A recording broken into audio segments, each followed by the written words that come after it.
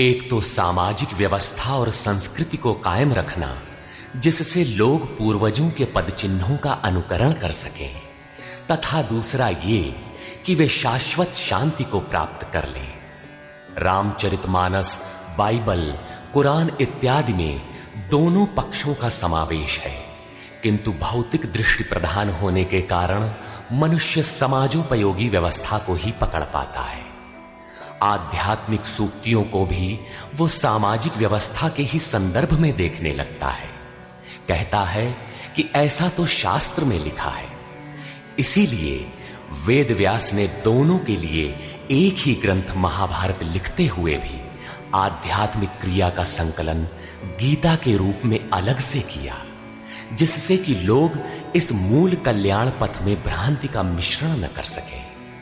उन्हीं आध्यात्मिक मूल्यों के साथ प्रस्तुत है गीता का दिव्य संदेश।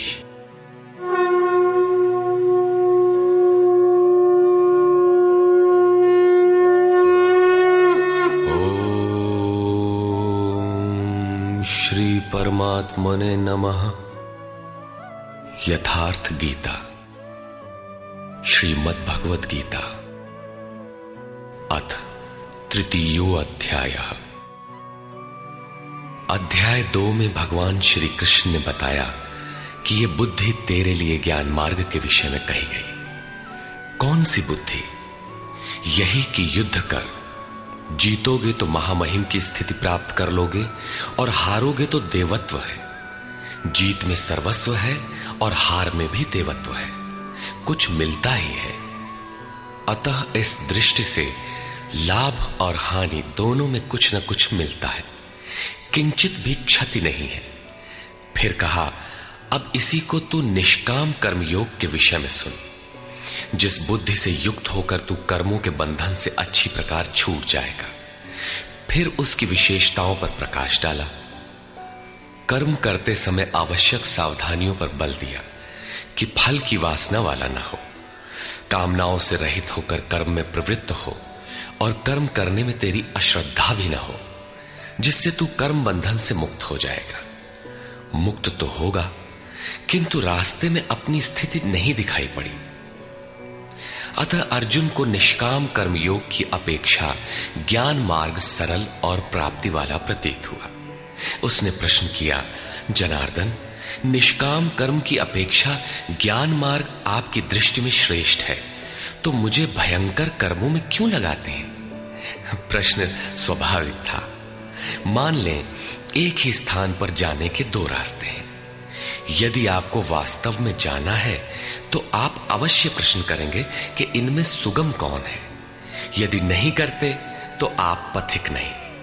ठीक इसी प्रकार अर्जुन ने भी प्रश्न रखा। अर्जुन उवाच,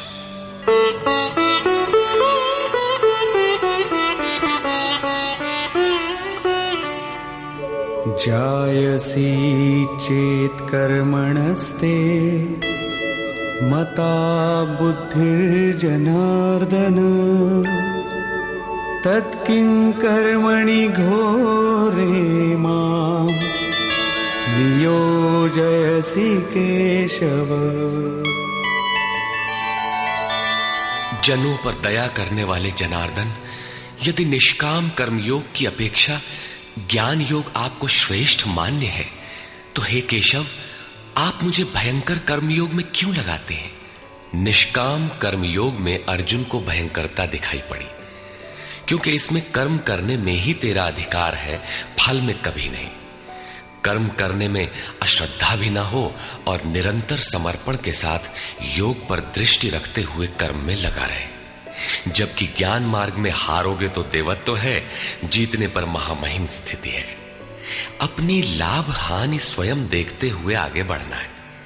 इस प्रकार अर्जुन को निष्काम कर्मयोग की अपेक्षा ज्ञान योग सरल प्रतीत हुआ। इसलिए उसने निवेदन किया,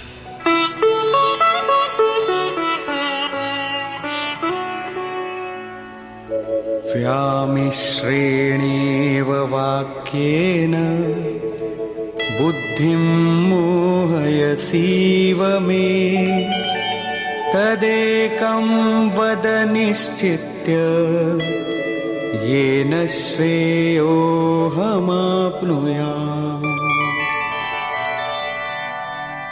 आप इन मिले हुए से वचनों से मेरी बुद्धि मोहित सी करते हैं। आप तो मेरी बुद्धि का मोह दूर करने में प्रवृत्त हुए हैं।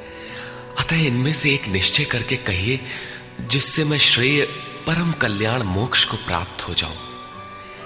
इस पर श्री कृष्ण ने कहा, श्री भगवान उवाच,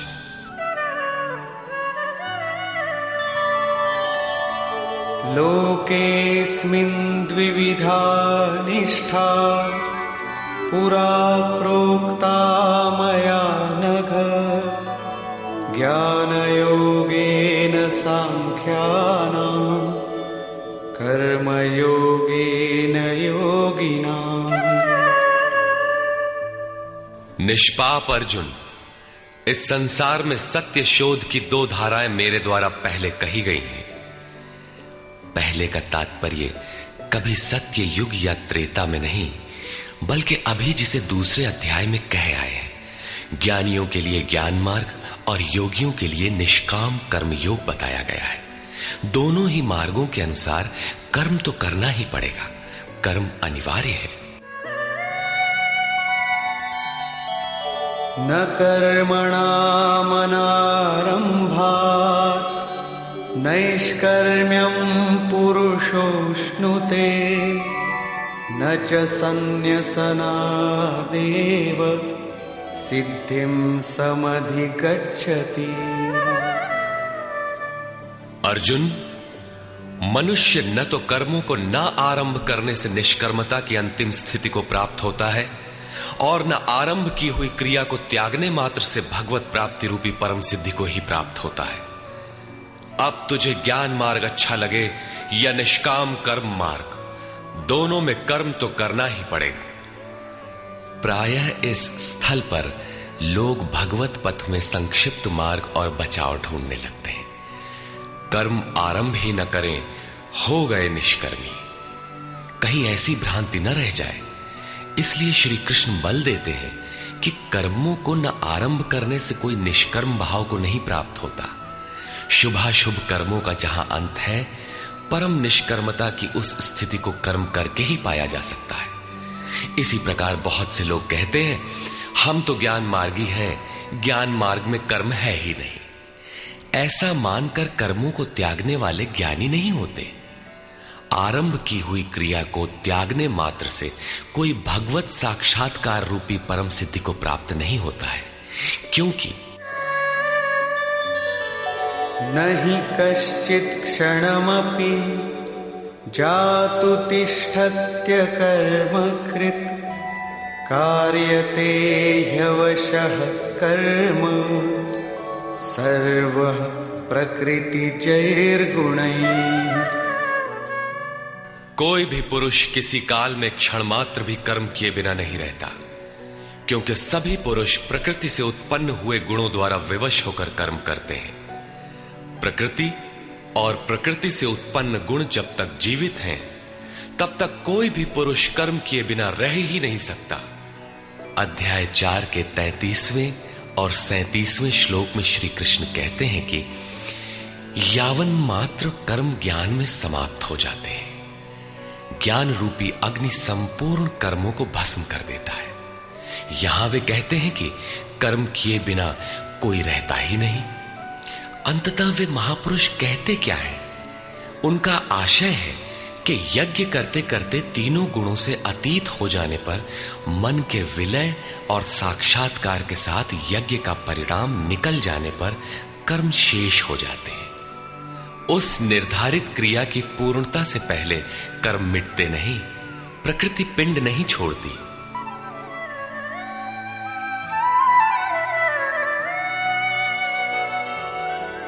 कर्मेन्द्रियाणि संयम्य य आस्ते मनसा स्मरन् इन्द्रियार्थान् विमूढात्मा मिथ्याचार स उच्यते।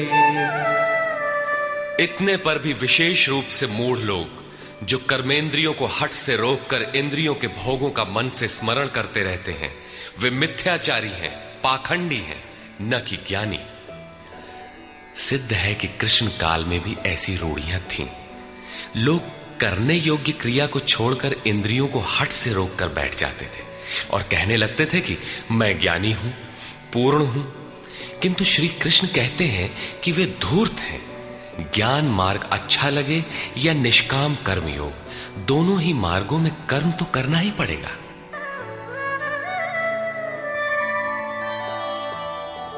यस्त्विन्द्रियाणि मनसा नियम्यारभतेऽर्जुन कर्मेन्द्रियैः कर्मयोगम् असक्तः स विशिष्यते। अर्जुन, जो पुरुष मन से इंद्रियों को वश में करके जब मन में भी वासनाओं का स्फुरण न हो सर्वथा अनासक्त हुआ कर्मेंद्रियों से कर्मयोग का आचरण करता है, वो श्रेष्ठ है। ठीक है, समझ में आया कि कर्म का आचरण करें, किंतु ये प्रश्न खड़ा होता है कि कौन सा कर्म करें। इस पर कहते हैं, नियतं कुरु कर्म त्वं कर्मजायो ह्यकर्मणः शरीरयात्रापि च ते न प्रसिद्ध्येद कर्मणः। अर्जुन, तू निर्धारित किए हुए कर्म को कर, अर्थात कर्म तो बहुत से हैं, उनमें से कोई एक चुना हुआ है, उसी नियत कर्म को कर। कर्म न करने की अपेक्षा कर्म करना ही श्रेष्ठ है। इसलिए कि करते रहोगे, थोड़ी भी दूरी तय कर लोगे तो जैसा पीछे बता आए हैं, महान जन्म मरण के भय से उद्धार करने वाला है, इसलिए श्रेष्ठ है। कर्म न करने से तेरी शरीर यात्रा भी सिद्ध नहीं होगी। शरीर यात्रा का अर्थ लोग कहते हैं शरीर निर्वाह। कैसा शरीर निर्वाह? क्या आप शरीर हैं? ये पुरुष जन्म जन्मांतर से, युग युगांतरों से शरीर की यात्रा ही तो करता चला आ रहा है। जैसे वस्त्र जीर्ण हुआ तो दूसरा तीसरा धारण किया, इसी प्रकार कीट पतंग से लेकर मानव तक, ब्रह्मा से लेकर यावन मात्र जगत परिवर्तनशील है। ऊपर नीचे योनियों में बराबर ये जीव शरीरों की ही तो यात्रा कर रहा है। कर्म कोई ऐसी वस्तु है जो इस यात्रा को सिद्ध कर देती है, पूर्ण कर देती है। मान ले एक भी जन्म लेना पड़ा तो यात्रा तो जारी है। अभी तो पथिक चल ही रहा है, वो दूसरे शरीरों की यात्रा कर रहा है। यात्रा पूर्ण तब होती है जब गंतव्य आ जाए। परमात्मा में स्थिति के अनंतर इस आत्मा को शरीरों की यात्रा नहीं करनी पड़ती, अर्थात शरीर त्याग और शरीर धारण वाला क्रम समाप्त हो जाता है। अतः कर्म कोई ऐसी वस्तु है कि इस पुरुष को पुनः शरीरों की यात्रा नहीं करनी पड़ती। मोक्ष से शुभात। अर्जुन, इस कर्म को करके तू संसार बंधन अशुभ से छूट जाएगा। कर्म कोई ऐसी वस्तु है जो संसार बंधन से मुक्ति दिलाती है। अब प्रश्न खड़ा होता है कि वो निर्धारित कर्म है क्या। इस पर कहते हैं, यज्ञार्थात् कर्मणोऽन्यत्र लोकोऽयं कर्म बन्धनः तदर्थं कर्म कौन्तेय मुक्तसंग समाचर। अर्जुन, यज्ञ की प्रक्रिया ही कर्म है।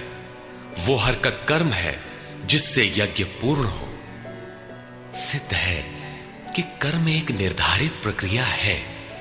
इसके अतिरिक्त जो कर्म होते हैं, क्या वे कर्म नहीं है? श्री कृष्ण कहते हैं, नहीं, वे कर्म नहीं है। अन्यत्र लोकोयम कर्म बंधनः। इस यज्ञ की प्रक्रिया के अतिरिक्त दुनिया में जो कुछ भी किया जाता है, सारा जगत जिसमें रात दिन व्यस्त है, वो इसी लोक का एक बंधन है, न कि कर्म। कर्म तो मोक्ष से शुभात, अशुभ अर्थात संसार बंधन से छुटकारा दिलाने वाला है। मात्र यज्ञ की प्रक्रिया ही कर्म है। वो हरकत कर्म है जिससे यज्ञ पूरा होता है। अतः अर्जुन, उस यज्ञ की पूर्ति के लिए संग दोष से अलग रहकर भली प्रकार कर्म का आचरण कर। संग दोष से अलग हुए बिना यह कर्म होता ही नहीं। अब हम समझ गए कि यज्ञ की प्रक्रिया ही कर्म है, किंतु यहां पुनः एक नवीन प्रश्न उत्पन्न हो गया कि वो यज्ञ क्या है जिसे किया जाए।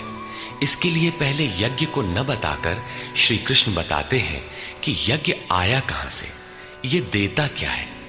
उसकी विशेषताओं पर प्रकाश डाला और चौथे अध्याय में जाकर स्पष्ट किया कि यज्ञ क्या है जिसे हम कार्य रूप दें और हमसे कर्म होने लगे। योगेश्वर श्री कृष्ण की शैली से स्पष्ट है कि जिस वस्तु का चित्रण करना है वे पहले उसकी विशेषताओं का चित्रण करते हैं, जिससे श्रद्धा जागृत हो। तत्पश्चात वे उसमें बरती जाने वाली सावधानियों पर प्रकाश डालते हैं और अंत में मुख्य सिद्धांत प्रतिपादित करते हैं। स्मरण रहे कि यहां पर श्री कृष्ण ने कर्म के दूसरे अंग पर प्रकाश डाला कि कर्म एक निर्धारित क्रिया है। जो कुछ किया जाता है वो कर्म नहीं है। अध्याय 2 में पहली बार कर्म का नाम लिया, उसकी विशेषताओं पर बल दिया, उसमें बरती जाने वाली सावधानियों पर प्रकाश डाला, लेकिन यह नहीं बताया कि कर्म क्या है। योगेश्वर श्री कृष्ण ने कहा, अर्जुन, तो निर्धारित किए हुए कर्म को कर। अब प्रश्न उठता है कि निर्धारित कर्म क्या है जिसे हम करें। तब बताया कि यज्ञ को कार्य रूप देना कर्म है। अब प्रश्न उठता है कि वो यज्ञ क्या है। यहां यज्ञ की उत्पत्ति विशेषता बताकर शांत हो जाएंगे और आगे अध्याय 4 में यज्ञ का निखरा हुआ रूप मिलेगा जिसे करना कर्म है। कर्म की यह परिभाषा गीता को समझने की कुंजी है। यज्ञ के अतिरिक्त दुनिया में लोग कुछ न कुछ करते ही रहते हैं। कोई खेती करता है तो कोई व्यापार, कोई पदासीन है तो कोई सेवक, कोई अपने को बुद्धिजीवी कहता है तो कोई श्रमजीवी, कोई समाज सेवा को कर्म मानता है तो कोई देश सेवा को। और इन्हीं कर्मों में लोग सकाम और निष्काम कर्म की भूमिका भी बनाए पड़े हैं। किंतु श्री कृष्ण कहते हैं ये कर्म नहीं है। अन्यत्र लोकोयम कर्म बंधना। यज्ञ की प्रक्रिया के सिवाय जो कुछ भी किया जाता है वो इसी लोक का बंधनकारी कर्म है, न कि मोक्षद कर्म। वस्तुतः यज्ञ की प्रक्रिया ही कर्म है। अब यज्ञ न बताकर पहले यह बताते हैं कि यज्ञ आया कहां से।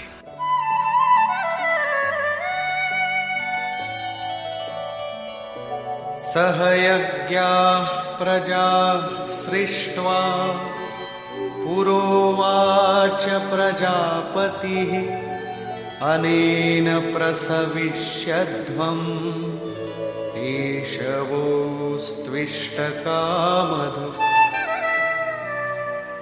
प्रजापति ब्रह्मा ने कल्प के आदि में यज्ञ सहित प्रजा को रचकर कहा कि इस यज्ञ द्वारा वृद्धि को प्राप्त हो। ये यज्ञ तुम लोगों को इष्ट कामधुक, जिसमें अनिष्ट ना हो, विनाश रहित इष्ट संबंधी कामना की पूर्ति करने वाला हो। यज्ञ सहित प्रजा को किसने रचा? प्रजापति ब्रह्मा ने। ब्रह्मा कौन? क्या 4 मुख और 8 आंखों वाला देवता जैसा कि प्रचलित है? नहीं। श्री कृष्ण के अनुसार देवता नाम की कोई अलग सत्ता है ही नहीं। फिर प्रजापति कौन है? वस्तुतः जिसने प्रजा के मूल उद्गम परमात्मा में प्रवेश पा लिया है वो महापुरुष प्रजापति है। बुद्धि ही ब्रह्मा है। अहंकार शिव बुद्धि अज, मन शशि चित्त महान। उस समय बुद्धि यंत्र मात्र होती है। उस महापुरुष की वाणी में परमात्मा ही बोलता है। भजन की वास्तविक क्रिया प्रारंभ हो जाने पर बुद्धि का उत्तरोत्तर उत्थान होता है। प्रारंभ में वो बुद्धि ब्रह्म विद्या से संयुक्त होने के कारण ब्रह्मविद कही जाती है। क्रमशः विकारों का शमन होने पर, ब्रह्म विद्या में श्रेष्ठ होने पर यह ब्रह्म विद्वर कही जाती है। उत्थान और सूक्ष्म हो जाने पर बुद्धि की अवस्था विकसित हो जाती है। वो ब्रह्म विद्वरीयान कहलाती है। उस अवस्था में ब्रह्म विद्वेत्ता पुरुष दूसरों को भी उत्थान मार्ग पर लाने का अधिकार प्राप्त कर लेता है। बुद्धि की पराकाष्ठा है ब्रह्म विद्वरिष्ट, अर्थात ब्रह्मविद की वो अवस्था जिसमें इष्ट प्रवाहित है। ऐसी स्थिति वाले महापुरुष प्रजा के मूल उद्गम परमात्मा में प्रविष्ट और स्थित रहते हैं। ऐसे महापुरुषों की बुद्धि मात्र यंत्र है, वे ही प्रजापति कहलाते हैं। वे प्रकृति के द्वंद्व का विश्लेषण कर आराधना क्रिया की रचना करते हैं। यज्ञ के अनुरूप संस्कारों का देना ही प्रजा की रचना है। इससे पूर्व समाज अचेत अव्यवस्थित रहता है। सृष्टि अनादि है, संस्कार पहले से ही है, किंतु अस्त व्यस्त विकृत है। यज्ञ के अनुरूप उन्हें ढालना ही रचना या सजाना है। ऐसे महापुरुष ने कल्प के आदि में यज्ञ सहित प्रजा की रचना की। कल्प निरोग बनाता है, वैद्य कल्प देते हैं, कोई कायाकल्प करता है। ये क्षणिक शरीरों का कल्प है। वास्तविक कल्प तो तब है जब भवरोग से मुक्ति मिल जाए। आराधना का प्रारंभ इस कल्प की शुरुआत है। आराधना पूर्ण हुई तो आपका कल्प पूरा हो गया। इस प्रकार परमात्म स्वरूपस्थ महापुरुषों ने भजन के प्रारंभ में यज्ञ सहित संस्कारों को सुसंगठित कर कहा कि इस यज्ञ से तुम वृद्धि को प्राप्त हो। कैसी वृद्धि? क्या मकान कच्चे से पक्का बन जाएगा? आय अधिक होने लगेगी? नहीं, यज्ञ इष्ट कामधुक, इष्ट संबंधी कामना की पूर्ति करेगा। इष्ट है परमात्मा, उस परमात्मा संबंधी कामना की पूर्ति वाला है। प्रश्न स्वाभाविक है कि यज्ञ सीधे उस परमात्मा की प्राप्ति करा देगा अथवा क्रम क्रम से चलकर।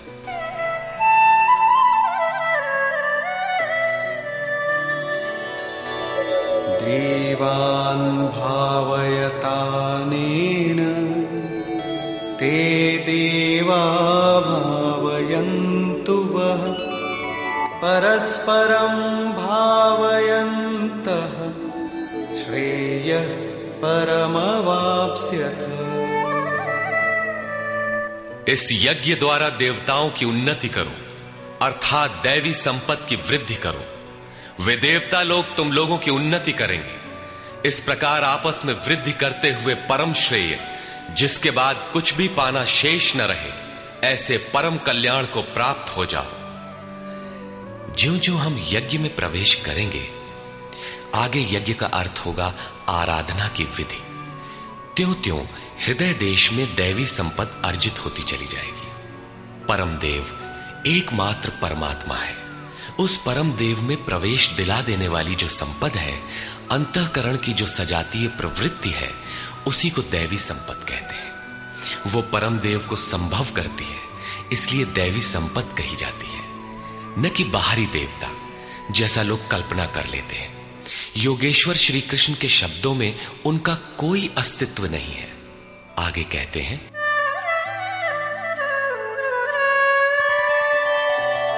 इष्टान् भोगान् हि वो देवा दास्यन्ते यज्ञभाविताः तैर्दत्तान् प्रदायैभ्यो यो भुङ्क्तेस्तेन एव सः।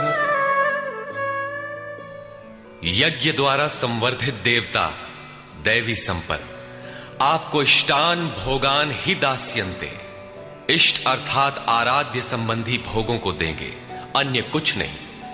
तैहि दत्तान, वे ही एकमात्र देने वाले हैं। इष्ट को पाने का अन्य कोई विकल्प नहीं है। इन दैवी गुणों को बिना बढ़ाए जो इस स्थिति का भोग करता है, वो निश्चय ही चोर है। जब उनसे पाया ही नहीं तो भोगेगा क्या? किंतु कहता अवश्य है कि हम तो तत्वदर्शी हैं। वो निश्चय ही चोर है, न कि प्राप्ति वाला। किंतु पाने वाले क्या पाते हैं?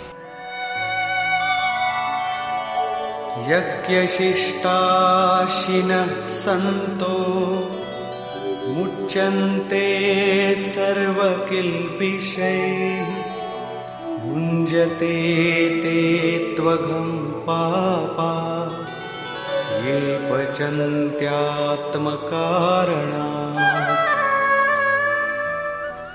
यज्ञ से बचे हुए अन्न को खाने वाले संतजन सब पापों से मुक्त हो जाते हैं। दैवी संपत्ति की वृद्धि करते करते परिणाम में प्राप्ति काल ही पूर्ति काल है।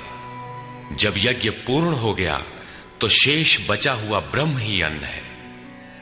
इसी को श्री कृष्ण ने दूसरे शब्दों में कहा, यज्ञ शिष्टामृत भुजो यान्ति ब्रह्म सनातनम।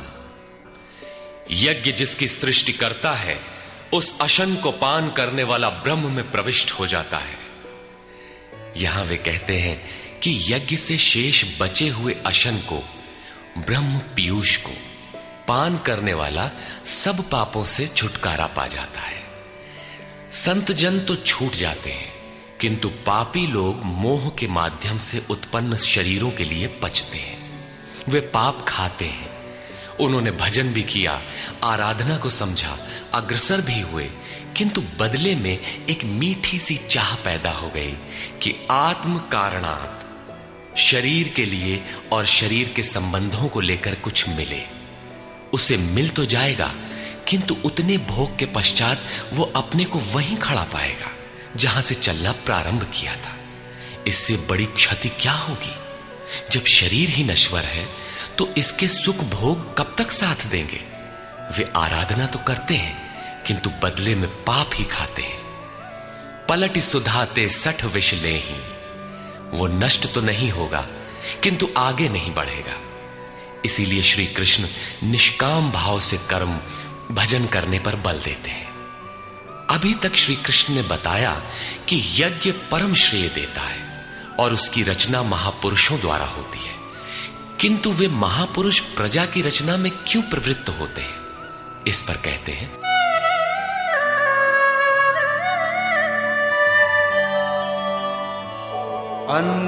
अन्नाद्भवन्ति भूतानि पर्जन्यादन्न संभवः यज्ञाद्भवति पर्जन्यो यज्ञः कर्म समुद्भवः।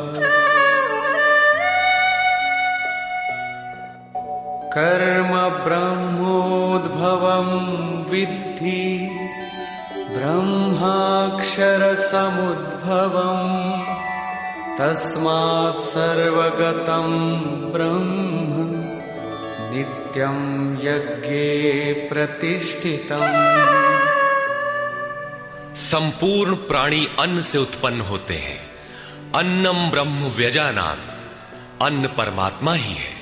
उस ब्रह्म पीयूष को ही उद्देश्य बनाकर प्राणी यज्ञ की ओर अग्रसर होता है। अन्न की उत्पत्ति वृष्टि से होती है। बादलों से होने वाली वर्षा नहीं, अपितु कृपा वृष्टि। पूर्व संचित यज्ञ कर्म ही कृपा के रूप में बरस पड़ता है। आज की आराधना कल कृपा के रूप में मिलेगी। इसीलिए वृष्टि यज्ञ से होती है। स्वाहा बोलने और तिल जौ जलाने से ही वृष्टि होती तो विश्व की अधिकांश मरुभूमि ऊसर क्यों रहती, उर्वर बन जाती। यहां कृपा वृष्टि यज्ञ की देन है। ये यज्ञ कर्मों से ही उत्पन्न होने वाला है। कर्म से यज्ञ पूर्ण होता है। उस कर्म को वेद से उत्पन्न हुआ जान। वेद ब्रह्म स्थित महापुरुष की वाणी है। जो तत्व विदित नहीं है उसकी प्रत्यक्ष अनुभूति का नाम वेद है, न कि कुछ श्लोक संग्रह। वेद अविनाशी परमात्मा से उत्पन्न हुआ जान। कहा तो महात्माओं ने, किंतु वे परमात्मा के साथ तद्रूप हो चुके हैं। उनके माध्यम से अविनाशी परमात्मा ही बोलता है। इसलिए वेद अपौरुषेय कहे जाते हैं। महापुरुष वेद कहां से पा गए? तो वेद अविनाशी परमात्मा से उत्पन्न हुआ। वे महापुरुष उससे तद्रूप हैं। वे मात्र यंत्र हैं, इसलिए उनके द्वारा वही बोलता है, क्योंकि यज्ञ के द्वारा ही मन के निरोध काल में वो विदित होता है। इससे सर्वव्यापी परम अक्षर परमात्मा सर्वदा यज्ञ में ही प्रतिष्ठित है। यज्ञ ही उसे पाने का एकमात्र उपाय है। इसी पर बल देते हैं, एवं प्रवर्तितं चक्रं नानुवर्तयति हयः अघायुरिन्द्रियारामो मोघं पार्थ सजीवति। हे पार्थ, जो पुरुष इसी लोक में मनुष्य शरीर प्राप्त कर इस प्रकार चलाए हुए साधन चक्र के अनुसार नहीं बरतता, अर्थात दैवी संपत्ति का उत्कर्ष, देवताओं की वृद्धि और परस्पर वृद्धि के द्वारा अक्षय धाम को प्राप्त करना, इस क्रम के अनुसार जो नहीं बरतता, इंद्रियों का आराम चाहने वाला वो पापायु पुरुष व्यर्थ ही जीता है। बंधुओं, योगेश्वर श्री कृष्ण ने अध्याय 2 में कर्म का नाम लिया और इस अध्याय में बताया कि नियत कर्म का आचरण कर। यज्ञ की प्रक्रिया ही कर्म है। इसके सिवाय जो कुछ किया जाता है वो इसी लोक का बंधन है। इसीलिए संग दोष से अलग रहकर उस यज्ञ की पूर्ति के लिए कर्म का आचरण कर। उन्होंने यज्ञ की विशेषताओं पर प्रकाश डाला और बताया कि यज्ञ की उत्पत्ति ब्रह्मा से है। प्रजा अन्न को उद्देश्य बनाकर उस यज्ञ में प्रवृत्त होती है। यज्ञ कर्म से और कर्म अपौरुषेय वेद से उत्पन्न होते हैं, जबकि वेद मंत्रों के दृष्टा महापुरुष ही थे। उनका पुरुष तिरोहित हो चुका था। प्राप्ति के साथ अविनाशी परमात्मा ही शेष बचा था। इसलिए वेद परमात्मा से उत्पन्न है। सर्वव्यापी परमात्मा यज्ञ में सर्वदा प्रतिष्ठित है। इस साधन चक्र के अनुसार जो नहीं बरतता, वो पापायु पुरुष इंद्रियों का सुख चाहने वाला है, व्यर्थ ही जीता है। अर्थात यज्ञ ऐसी विधि विशेष है जिसमें इंद्रियों का आराम नहीं है, अपितु अक्षय सुख है। इंद्रियों के संयम के साथ इसमें लगने का विधान है। इंद्रियों का आराम चाहने वाले पापायु हैं। अभी तक श्री कृष्ण ने नहीं बताया है कि यज्ञ है क्या, परंतु क्या यज्ञ करते ही रहेंगे या इसका कभी अंत भी होगा? इस पर योगेश्वर कहते हैं, यस्त्वात्मरतिरेव स्यात् आत्मतृप्तश्च मानवः आत्मन्येव च सन्तुष्टः तस्य कार्यं न विद्यते। परंतु जो मनुष्य आत्मा में ही रत, आत्मतृप्त और आत्मा में ही संतुष्ट है, उसके लिए कोई कर्तव्य नहीं रह जाता। यही तो लक्ष्य था। जब अव्यक्त सनातन अविनाशी आत्म तत्व प्राप्त हो गया तो आगे ढूंढे किसे? ऐसे पुरुष के लिए न कर्म की आवश्यकता है न किसी आराधना की। आत्मा और परमात्मा एक दूसरे के पर्याय हैं। इसी का पुनः चित्रण करते हैं। नैव तस्य कृतेनार्थो नाकृतेनेह कश्चन न चास्य सर्वभूतेषु कश्चिदर्थव्यपाश्रयः।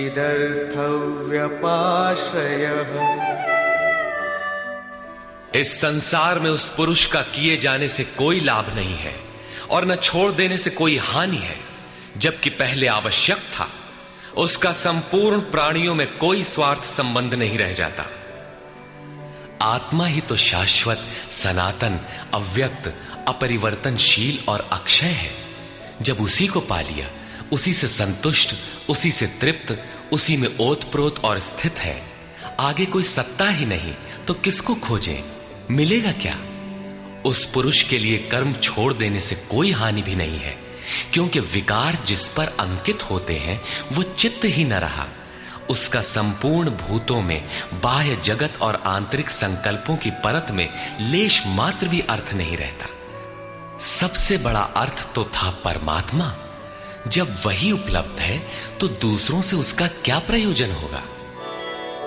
तस्मादसक्तः सततं कार्यं कर्म समाचर असक्तो ह्याचरन् कर्म परमाप्नोति पुरुषः। इस स्थिति को प्राप्त करने के लिए तू अनासक्त हुआ। निरंतर कार्यम कर्म, जो करने योग्य कर्म है उस कर्म को अच्छी प्रकार कर, क्योंकि अनासक्त पुरुष कर्म के आचरण से परमात्मा को प्राप्त होता है। नियत कर्म, कार्यम कर्म एक ही है। कर्म की प्रेरणा देते हुए वे कहते हैं,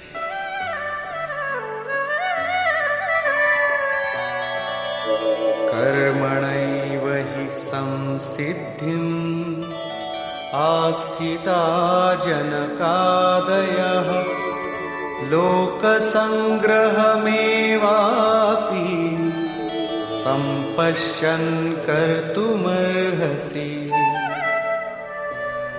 जनक माने राजा जनक नहीं, जनक जन्मदाता को कहते हैं। योग ही जनक है, आपके स्वरूप को जन्म देता है, प्रकट करता है। योग से संयुक्त प्रत्येक महापुरुष जनक हैं। ऐसे योग संयुक्त बहुत से ऋषियों, जनकादयः, जनक इत्यादि ज्ञानी जन महापुरुष भी कर्मणा एव संसिद्धिम, कर्मों के द्वारा ही परम सिद्धि को प्राप्त हुए हैं। परम सिद्धि माने परम तत्व परमात्मा की प्राप्ति। जनक इत्यादि जितने भी पूर्व में होने वाले महर्षि हुए हैं, इस कार्यम कर्म के द्वारा जो यज्ञ की प्रक्रिया है, इस कर्म को करके ही संसिद्धिम, परम सिद्धि को प्राप्त हुए। किंतु प्राप्ति के पश्चात वे भी लोक संग्रह को देखकर कर्म करते हैं, लोकहित को चाहते हुए कर्म करते हैं। अतः तू भी प्राप्ति के पश्चात लोकनायक बनने के लिए कार्य करने के ही योग्य है। क्यों? यद्यदाचरति श्रेष्ठः तत्तदेवेतरो जनः स यत्प्रमाणं कुरुते लोकस्तदनुवर्तते। श्रेष्ठ पुरुष जो जो आचरण करता है, अन्य पुरुष भी उसके अनुसार ही करते हैं। वो महापुरुष जो कुछ प्रमाण कर देता है, संसार उसका अनुसरण करता है। पहले श्री कृष्ण ने स्वरूप में स्थित आत्मतृप्त महापुरुष की रहनी पर प्रकाश डाला कि उसके लिए कर्म किए जाने से न कोई लाभ और न छोड़ने से कोई हानि। फिर भी जनकादि कर्म में भली प्रकार बरतते थे। वहां उन महापुरुषों से श्री कृष्ण धीरे से अपनी तुलना कर देते हैं कि मैं भी एक महापुरुष हूं। न मे पार्थास्ति कर्तव्यम् त्रिषु लोकेषु किंचन नानवाप्तमवाप्तव्यम् वर्त एव च कर्मणि। हे पार्थ, मुझे तीनों लोकों में कोई कर्तव्य नहीं है। पीछे कह आए हैं कि उस महापुरुष का समस्त भूतों में कोई कर्तव्य नहीं है। यहां कहते हैं तीनों लोकों में मुझे कुछ भी कर्तव्य शेष नहीं है, तथा किंचन मात्र प्राप्त होने योग्य वस्तु अप्राप्त नहीं है। तब भी मैं कर्म में भली प्रकार बरतता हूं। क्यों? यदि हम न वर्तेयम् जातु कर्मण्यतन्द्रितः मम वर्तमानुवर्तन्ते मनुष्याः पार्थ सर्वशः। क्योंकि यदि मैं सावधान होकर कदाचित कर्म में न बरतूं तो मनुष्य मेरे बर्ताव के अनुसार बरतने लग जाएंगे। तो क्या आपका अनुकरण भी बुरा है? श्री कृष्ण कहते हैं हां। उत्सीदेयुरिमे लोका न कुर्यां कर्म चेदहम् संकरस्य च कर्ता स्याम् उपहन्यामिमाः प्रजाः। यदि मैं सावधान होकर कर्म न करूं तो ये सब लोग भ्रष्ट हो जाएं और मैं संकरस्य, वर्ण संकर का करने वाला हूं तथा इन सारी प्रजा का हनन करने वाला, मारने वाला बनूं। स्वरूप में स्थित महापुरुष सतर्क रहकर यदि आराधना क्रम में न लगे रहें तो समाज उनकी नकल करके भ्रष्ट हो जाएगा। महापुरुष ने तो आराधना पूर्ण करके परम नैष्कर्म्य की स्थिति को पाया है। वे न करें तो उनके लिए कोई हानि नहीं है। किंतु समाज ने तो अभी आराधना आरंभ ही नहीं की। पीछे वालों के मार्गदर्शन के लिए ही महापुरुष कर्म करते हैं। मैं भी करता हूं। अर्थात श्री कृष्ण एक महापुरुष थे, न कि बैकुंठ से आए हुए कोई विशेष भगवान। उन्होंने कहा कि महापुरुष लोक संग्रह के लिए कर्म करता है, मैं भी करता हूं। यदि न करूं तो लोगों का पतन हो जाए, सभी कर्म छोड़ बैठेंगे। मन बड़ा चंचल है, ये सब कुछ चाहता है, केवल भजन नहीं चाहता। यदि स्वरूपस्थ महापुरुष कर्म न करें तो देखा देखी पीछे वाले भी तुरंत कर्म छोड़ देंगे। उन्हें बहाना मिल जाए कि ये भजन नहीं करते, पान खाते हैं, इत्र लगाते हैं, सामान्य बातें करते हैं, फिर भी महापुरुष कहलाते हैं। ऐसा सोचकर वे भी आराधना से हट जाते हैं, पतित हो जाते हैं। श्री कृष्ण कहते हैं कि यदि मैं कर्म न करूं तो सब भ्रष्ट हो जाए और मैं वर्ण संकर का कर्ता बनूं। स्त्रियों के दूषित होने से वर्ण संकर तो देखा सुना जाता है। अर्जुन भी इसी के भय से विकल था कि स्त्रियां दूषित होंगी तो वर्ण संकर पैदा होंगे। किंतु श्री कृष्ण कहते हैं यदि मैं सावधान होकर आराधना में लगा न रहूं तो वर्ण संकर का कर्ता हूं।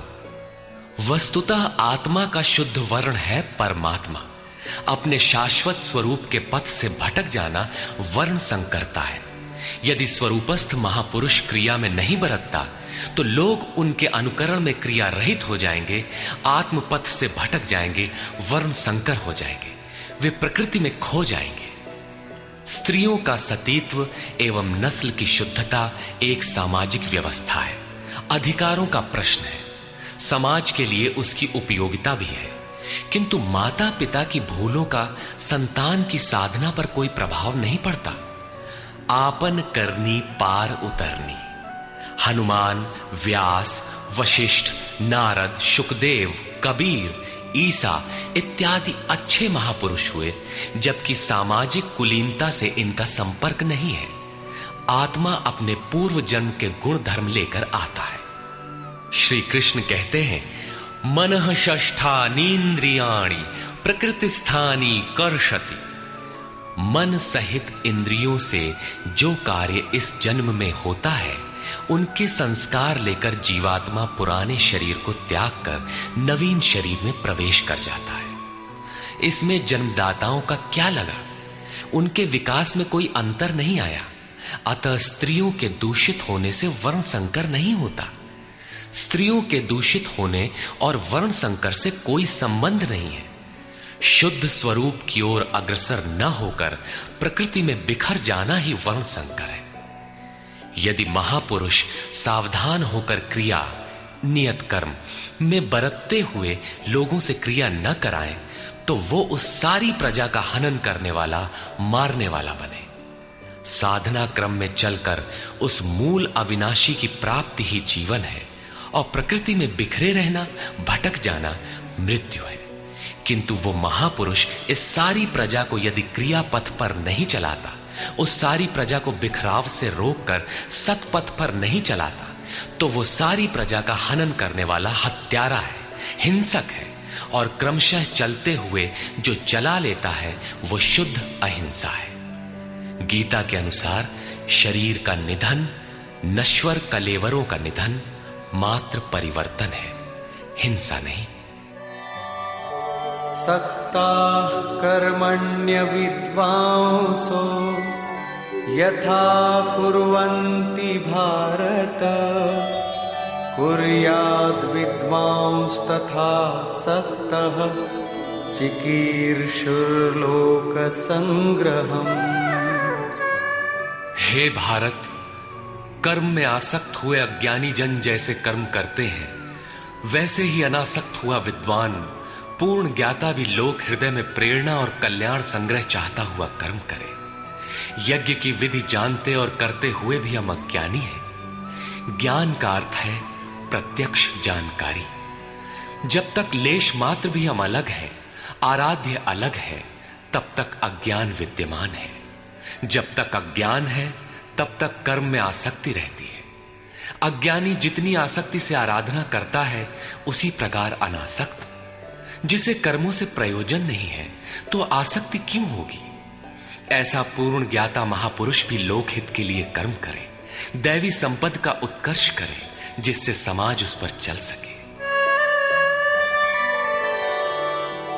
न बुद्धिभेदं जनयेद् अज्ञानां कर्मसंगिनां जोषयेत् सर्वकर्माणि विद्वान् युक्तः समाचरन्।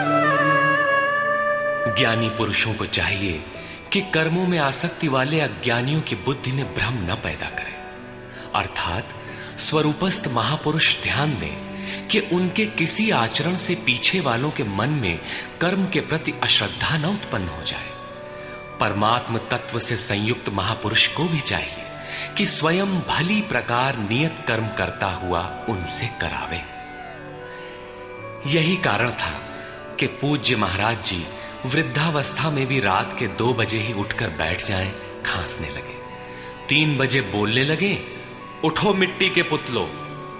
सब उठकर चिंतन में लग जाएं तो स्वयं थोड़ा लेट जाएं। कुछ देर बाद फिर उठकर बैठ जाएं, कहें, तुम लोग सोचते हो कि महाराज सो रहे हैं, किंतु मैं सोता नहीं, श्वास में लगा हूं। वृद्धावस्था का शरीर है, बैठने में कष्ट होता है, इसी से मैं पड़ा रहता हूं। लेकिन तुम्हें तो स्थिर और सीधे बैठकर चिंतन में लगना है।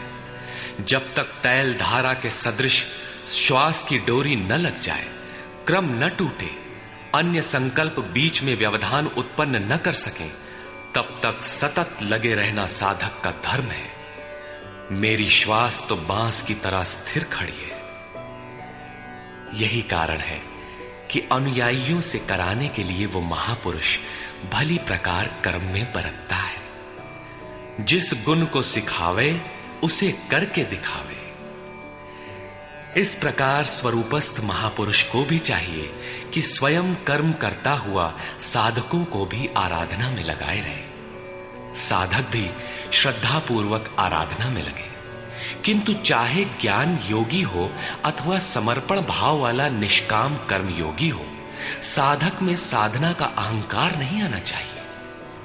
कर्म किसके द्वारा होते हैं, उसके होने में कौन कारण है, इस पर श्री कृष्ण प्रकाश डालते हैं।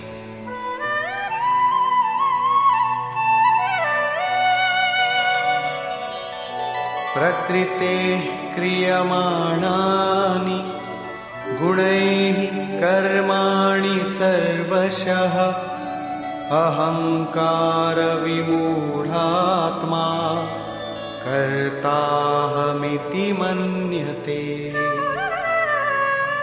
आरंभ से पूर्ति पर्यंत संपूर्ण कर्म प्रकृति के गुणों द्वारा किए जाते हैं। फिर भी अहंकार से विशेष मूढ़ पुरुष मैं करता हूं ऐसा मान लेता है।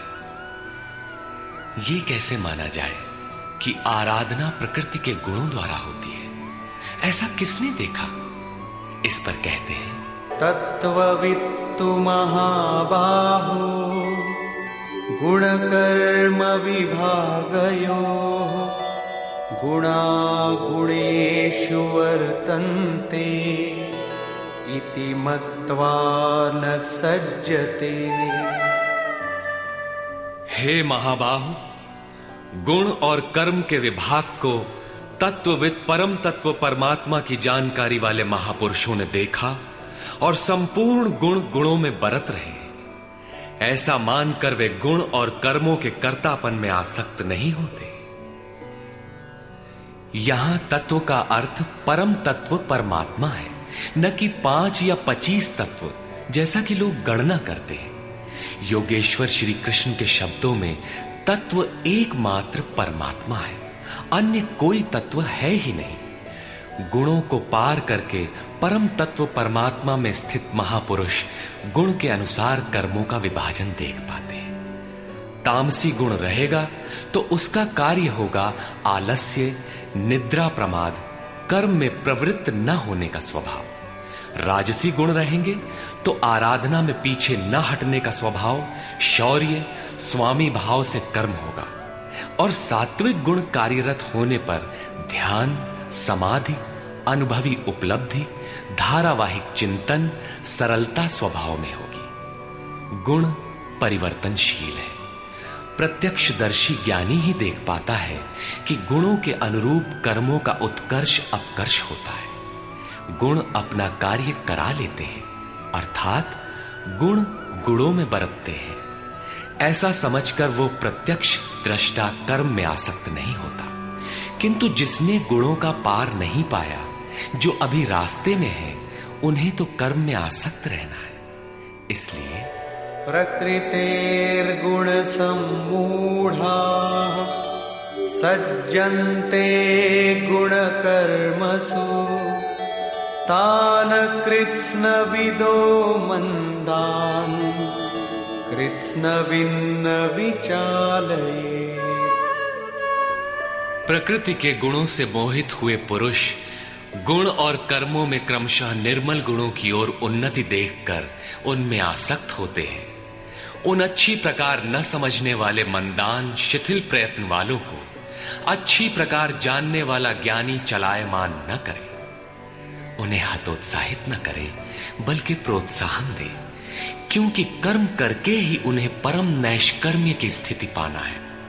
अपनी शक्ति और स्थिति का आकलन करके कर्म में प्रवृत्त होने वाले ज्ञान मार्गी साधकों को चाहिए कि कर्म को गुणों की देन माने, अपने को कर्ता मानकर अहंकारी न बन जाए। निर्मल गुणों को प्राप्त होने पर भी उनमें आसक्त न हो। किंतु निष्काम कर्मयोगी को कर्म और गुणों के विश्लेषण में समय देने की कोई आवश्यकता नहीं है। उसे तो बस समर्पण के साथ कर्म करते जाना है। कौन गुण आ जा रहा है, ये देखना इष्ट की जिम्मेदारी हो जाती है। गुणों का परिवर्तन और क्रम क्रम से उत्थान वो इष्ट की ही देन मानता है और कर्म होने को भी उन्हीं की देन मानता है। अतः कर्तापन का अहंकार या गुणों में आसक्ति होने की समस्या उसके लिए नहीं रहती, जबकि अनवरत लगा रहता है। इसी पर और साथ ही युद्ध का स्वरूप बताते हुए श्री कृष्ण कहते हैं, मयि सर्वाणि कर्माणि सन्न्यस्याध्यात्मचेतसा निराशीर्निर्ममो भूत्वा युध्यस्व विगतज्वरः। इसलिए अर्जुन, तू अध्यात्म चेतसा अंतरात्मा में चित्त का निरोध करके ध्यानस्थ होकर संपूर्ण कर्मों का मुझ में अर्पण करके आशा रहित, ममता रहित और संताप रहित होकर युद्ध कर। जब चित्त ध्यान में स्थित है, लेश मात्र भी कहीं आशा नहीं, कर्म में ममत्व नहीं है, असफलता का संताप नहीं है, तो वो पुरुष कौन सा युद्ध करेगा? जब सब ओर से चित्त सिमटकर हृदय देश में निरुद्ध होता जा रहा है, तो वो लड़ेगा किस लिए, किससे, और वहां है कौन? वास्तव में जब आप ध्यान में प्रवेश करेंगे, तभी युद्ध का सही स्वरूप खड़ा होता है। तो काम क्रोध, राग द्वेष, आशा तृष्णा इत्यादि विकारों का समूह, विजातीय प्रवृत्तियां जो कुरु कहलाती हैं, संसार में प्रवृत्ति देती ही रहती है, बाधा के रूप में भयंकर आक्रमण करती है। बस इनका पार पाना ही युद्ध है। इनको मिटाते हुए अंतरात्मा में सिमटते जाना, ध्यानस्थ होते जाना ही यथार्थ युद्ध है। इसी पर पुनः बल देते हैं, ये मे मतमिदं नित्यम् अनुतिष्ठन्ति मानवाः श्रद्धावन्तो न सूयन्तो मुच्यन्ते तेऽपि कर्मभिः। अर्जुन, जो कोई मनुष्य दोष दृष्टि से रहित होकर श्रद्धा भाव समर्पण से संयुक्त हुआ, सदा मेरे इस मत के अनुसार बरतते हैं कि युद्ध कर, वे पुरुष भी संपूर्ण कर्मों से छूट जाते हैं। योगेश्वर का यह आश्वासन किसी हिंदू, मुसलमान या ईसाई के लिए नहीं, अपितु मानव मात्र के लिए है। उनका मत है कि युद्ध कर। इससे ऐसा प्रतीत होता है कि ये उपदेश युद्ध वालों के लिए था। अर्जुन के समक्ष तो सौभाग्य से विश्व युद्ध की संरचना थी। आपके सामने तो कोई युद्ध नहीं है। आप गीता के पीछे क्यों पड़े हैं? क्योंकि कर्मों से छूटने का उपाय तो युद्ध करने वालों के लिए है, किंतु ऐसा कुछ नहीं है। वस्तुतः ये अंतर्देश की लड़ाई है। क्षेत्र और क्षेत्रज्ञ का, विद्या और अविद्या का, धर्म क्षेत्र और कुरुक्षेत्र का संघर्ष है।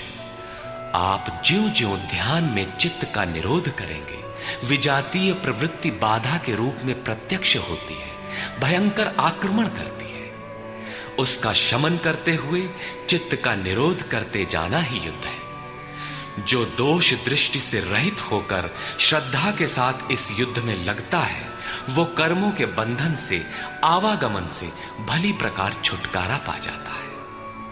जो इस युद्ध में प्रवृत्त नहीं होता, उसकी क्या गति होती है? इस पर कहते हैं, ये त्वेतदभ्यसूयन्तो नानुतिष्ठन्ति मे मतम् सर्वज्ञानविमूढांस्तान् विद्धि नष्टान चेतसः।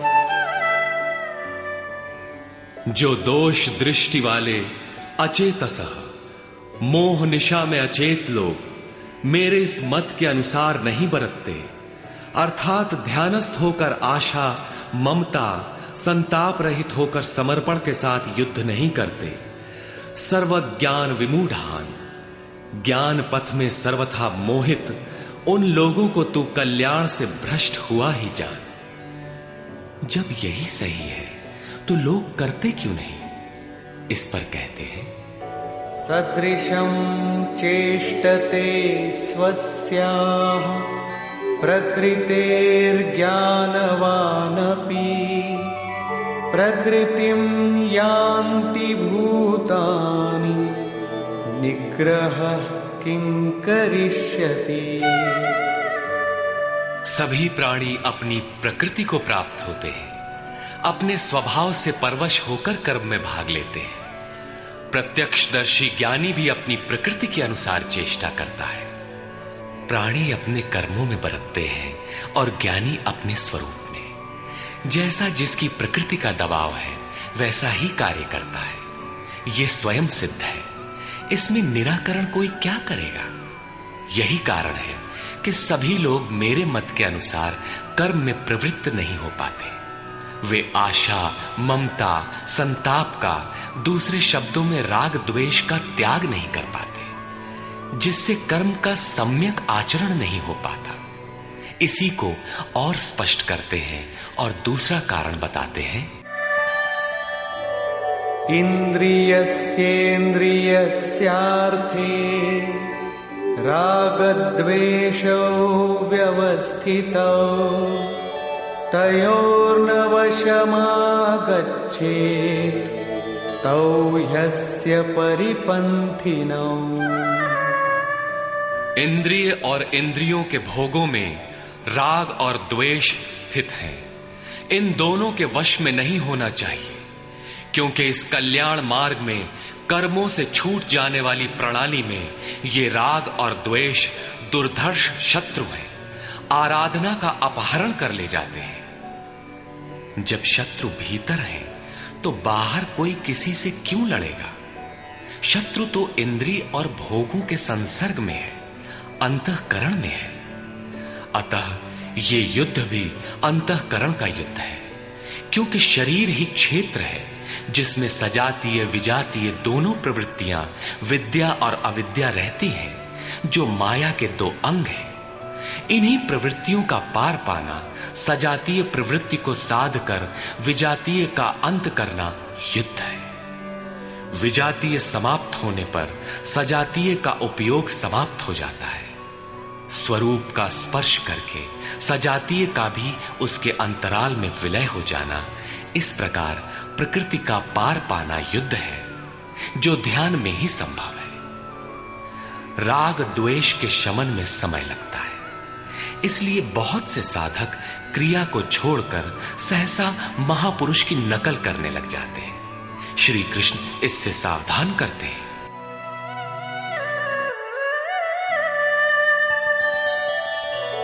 श्रेयान् स्वधर्मो विगुणः परधर्मात् स्वनुष्ठिता स्वधर्मे निधनं श्रेयः परधर्मो भयावह। अच्छी प्रकार आचरण किए हुए दूसरे के धर्म से गुण रहित भी अपना धर्म अधिक उत्तम है। स्वभाव से उत्पन्न कर्म में प्रवृत्त होने की क्षमता स्वधर्म है, अतः स्वधर्माचरण में मरना भी परम कल्याणकारक है। अपनी क्षमता के अनुसार कर्म में प्रवृत्त होने से साधक एक न एक दिन पार पा जाता है। जहां से साधन छूटेगा, शरीर मिलने पर वहीं से पुनः प्रारंभ होगा। आत्मा तो मरता नहीं। शरीर अर्थात वस्त्र बदलने से आपके बुद्धि विचार बदल तो नहीं जाते। आगे वालों की तरह स्वांग बनाने से साधक भय को प्राप्त होगा। भय प्रकृति में होता है, परमात्मा में नहीं। प्रकृति का आवरण और घना हो उठेगा। स्वधर्म क्या है? अध्याय 2 में श्री कृष्ण ने स्वधर्म का नाम लिया था कि स्वधर्म को भी देखकर तू युद्ध करने योग्य है। क्षत्रिय के लिए इससे बढ़कर कल्याणकारी मार्ग नहीं है।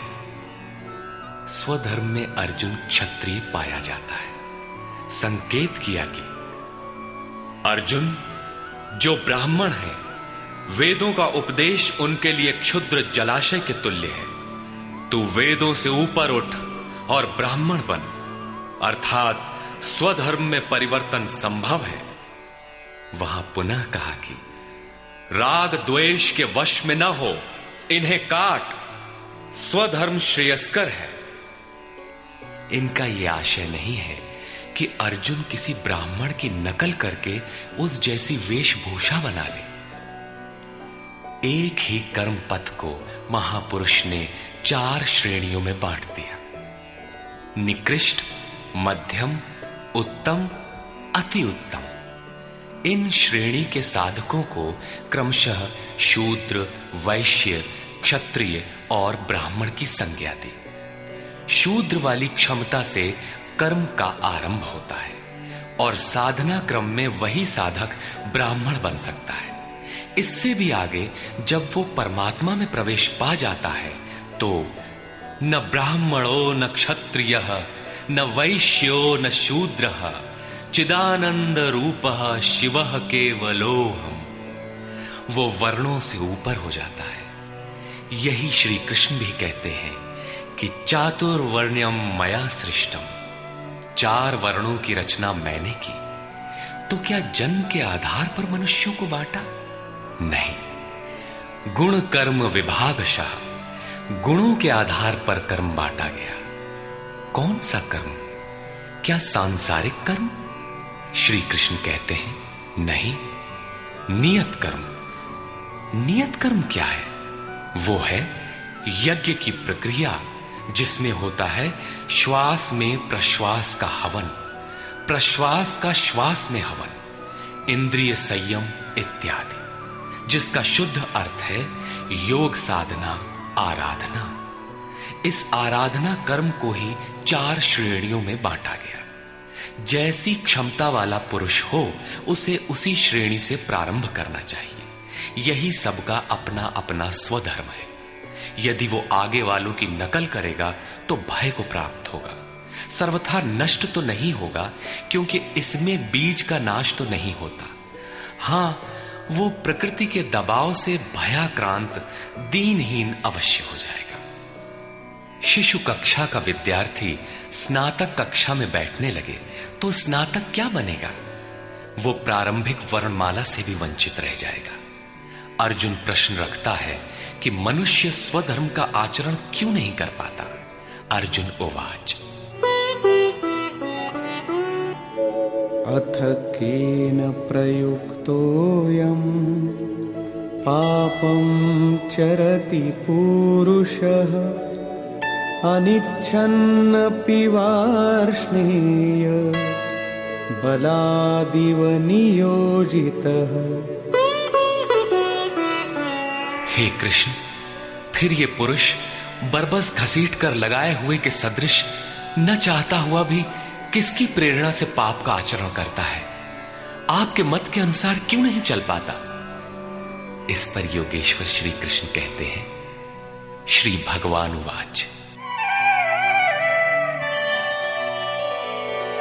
काम एष क्रोध एष रजो गुण समुद्भवः महाशनो महापाप्मा विद्येनमिह वैरिणम्। अर्जुन, रजोगुण से उत्पन्न ये काम और ये क्रोध अग्नि के समान भोग भोगने से कभी न तृप्त होने वाले बड़े पापी हैं। काम क्रोध राग द्वेष के ही पूरक है। अभी मैंने जिसकी चर्चा की थी, इस विषय में तू इनको ही शत्रु जान। अब इनका प्रभाव बताते हैं।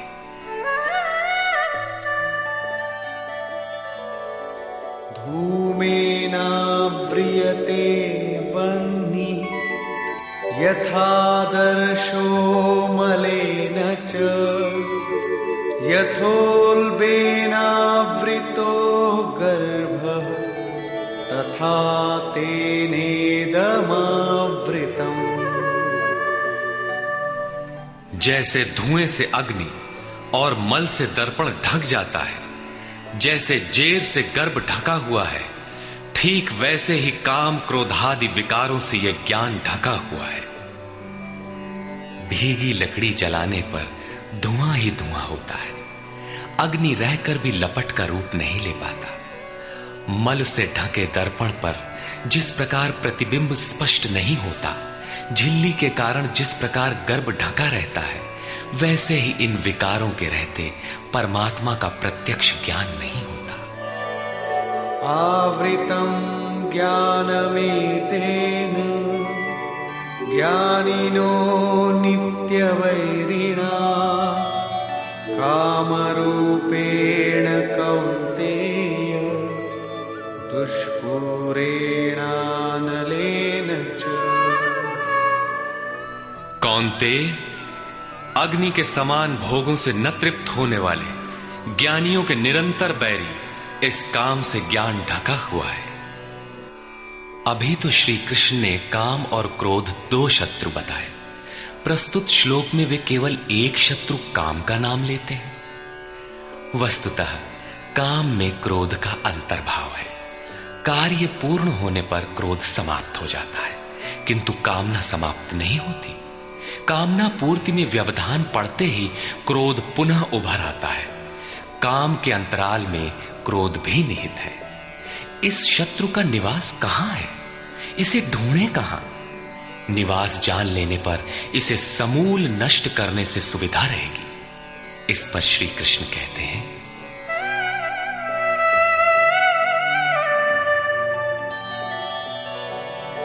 इंद्रियाणि मनो बुद्धि अस्याधिष्ठानमुच्यते एतैर्विमोहयत्येष ज्ञानमावृत्य देहिनम्। इंद्रियां, मन और बुद्धि इसके वास स्थान कहे जाते हैं। ये काम इन मन, बुद्धि और इंद्रियों के द्वारा ही ज्ञान को आच्छादित करके जीवात्मा को मोह में डालता है। तस्मात् त्वमिन्द्रियाण्यादौ नियम्य भरतर्षभ पाप्मानं प्रजह्येनं ज्ञान विज्ञाननाशनम्। इसलिए अर्जुन, तू पहले इंद्रियों को नियम्य संयत कर, क्योंकि शत्रु तो इनके अंतराल में छिपा है। वो तुम्हारे शरीर के भीतर है, बाहर खोजने से वो कहीं नहीं मिलेगा। इंद्रियों को वश में करके ज्ञान और विज्ञान का नाश करने वाले इस पापी काम को ही मार। ये हृदय देश की अंतर जगत की लड़ाई है। काम सीधे पकड़ में नहीं आएगा, अतः विकारों के निवास स्थान का ही घेराव कर लो, इंद्रियों को ही संयत कर लो। किंतु इंद्रियों और मन को संयत करना तो बड़ा कठिन है। क्या ये हम कर पाएंगे? इस पर योगेश्वर श्री कृष्ण आपकी सामर्थ्य बताते हुए प्रोत्साहित करते हैं।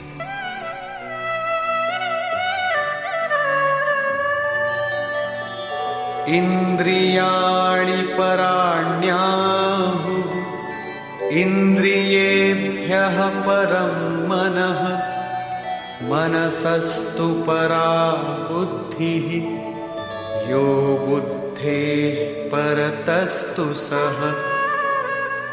अर्जुन, इस शरीर से तू इंद्रियों को परे अर्थात सूक्ष्म और बलवान जान। इंद्रियों से परे मन है, ये उनसे भी बलवान है। मन से परे बुद्धि है, और जो बुद्धि से भी अत्यंत परे है वो तुम्हारा आत्मा है, वही हो तुम। इसलिए इंद्रियों, मन और बुद्धि का निरोध करने में तुम सक्षम हो।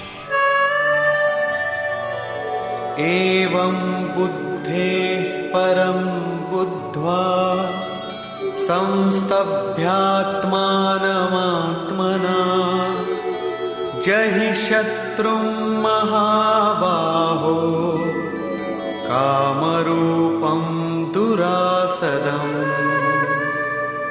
इस प्रकार बुद्धि से परे अर्थात सूक्ष्म और बलवान अपने आत्मा को जानकर, आत्म बल को समझकर, बुद्धि के द्वारा अपने मन को वश में करके अर्जुन इस काम रूपी दुर्जय शत्रु को मार। काम एक दुर्जय शत्रु है। इंद्रियों के द्वारा ये आत्मा को मोहित करता है, तो अपनी शक्ति समझकर, आत्मा को बलवान समझकर काम रूपी शत्रु को मारना है। कहने की आवश्यकता नहीं है कि ये शत्रु आंतरिक है और युद्ध भी अंतर्देश का ही है। निष्कर्ष, बहुधा गीता प्रेमी व्याख्याताओं ने इस अध्याय को कर्मयोग का नाम दिया है, किंतु यह संगत नहीं है। दूसरे अध्याय में योगेश्वर ने कर्म का नाम लिया। उन्होंने कर्म के महत्व का प्रतिपादन कर उसमें कर्म जिज्ञासा जागृत की, और इस अध्याय में उन्होंने कर्म को परिभाषित किया कि यज्ञ की प्रक्रिया ही कर्म है। सिद्ध है कि यज्ञ कोई निर्धारित दिशा है। इसके अतिरिक्त जो कुछ भी किया जाता है वह इसी लोक का बंधन है। श्री कृष्ण जिसे कहेंगे वह कर्म मोक्ष्यसे अशुभात्, संसार बंधन से छुटकारा दिलाने वाला कर्म है। श्री कृष्ण ने यज्ञ की उत्पत्ति बताई, वह देता क्या है, उसकी विशेषताओं का चित्रण किया, यज्ञ करने पर बल दिया। उन्होंने कहा इस यज्ञ की प्रक्रिया ही कर्म है। जो नहीं करते वे पापायु, आराम चाहने वाले व्यर्थ जीते हैं।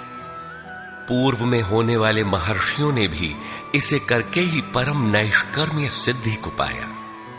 वे आत्मतृप्त हैं, उनके लिए कर्म की आवश्यकता नहीं है।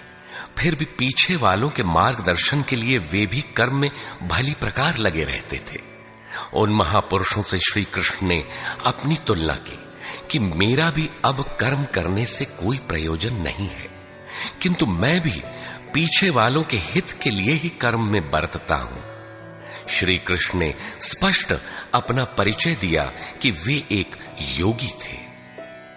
उन्होंने कर्म में प्रवृत्त साधकों को चलायमान न करने को कहा, क्योंकि कर्म करके ही उन साधकों को स्थिति प्राप्त करनी है। यदि नहीं करेंगे तो नष्ट हो जाएंगे। इस कर्म के लिए ध्यानस्थ होकर युद्ध करना है। आंखें बंद हैं, इंद्रियों से सिमटकर चित्त का निरोध हो चला तो युद्ध कैसा। उस समय काम, क्रोध, राग, द्वेष बाधक होते हैं। इन विजातीय प्रवृत्तियों का पार पाना ही युद्ध है। आसुरी संपद कुरुक्षेत्र विजातीय प्रवृत्ति को शनह शनह छांटते हुए ध्यानस्थ होते जाना ही युद्ध है। वस्तुतः ध्यान में ही युद्ध है। यही इस अध्याय का सारांश है, जिसमें न कर्म बताया न यज्ञ। यदि यज्ञ समझ में आ जाए तो कर्म समझ में आए। अभी तो कर्म समझाया ही नहीं गया। इस अध्याय में केवल स्थित प्रज्ञ महापुरुष के प्रशिक्षणात्मक पहलू पर बल दिया गया। यह तो गुरुजनों के लिए निर्देश है। वे न भी करें तो उन्हें कोई क्षति नहीं, और न ऐसा करने में उनका अपना कोई लाभ ही है।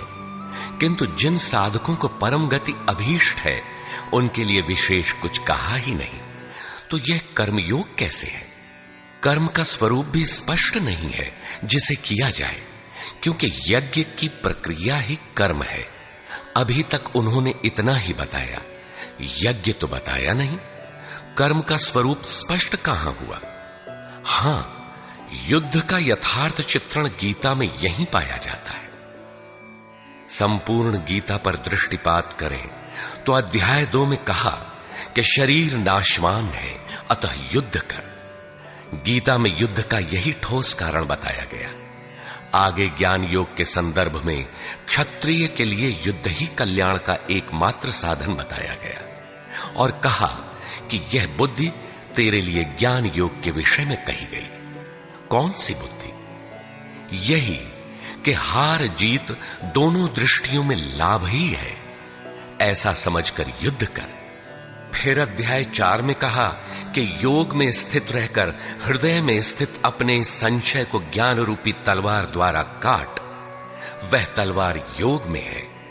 अध्याय 5 से 10 तक युद्ध की चर्चा तक नहीं है। 11वें अध्याय में केवल इतना कहा कि ये शत्रु मेरे द्वारा पहले से ही मारे गए हैं। तू निमित्त मात्र होकर खड़ा भर हो जा, यश को प्राप्त कर। ये तुम्हारे बिना भी मारे हुए हैं, प्रेरक करा लेगा। तू इन मुर्दों को ही मार। अध्याय 15 में संसार सुविरूढ़ मूल वाला पीपल वृक्ष जैसा कहा गया, जिसे असंगता रूपी शस्त्र द्वारा काटकर उस परम पद को खोजने का निर्देश मिला। आगे के अध्यायों में युद्ध का उल्लेख नहीं है।